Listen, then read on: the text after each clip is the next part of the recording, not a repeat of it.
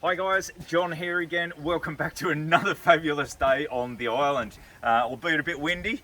I've promised you we're going to get out on the water with both the electric outboard and the electric airboat. We're doing some last minute finalisations and modifications in the power pack, and then we're going to get out there.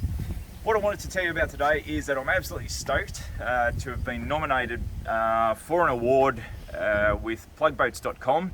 It's the Gustave Trouvé Award, and it's for excellence in electric boating and boating.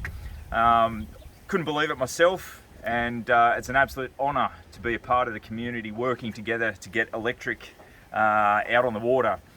So jump into plugboats.com, check out the awards, and of course vote for the person or the boat or the concept that you think is definitely worthy of your vote. There's a stack of people out there with some great ideas. Until we see you next time, have a great day. Subscribe, check the links in the down below, and have a great day. Catch you later.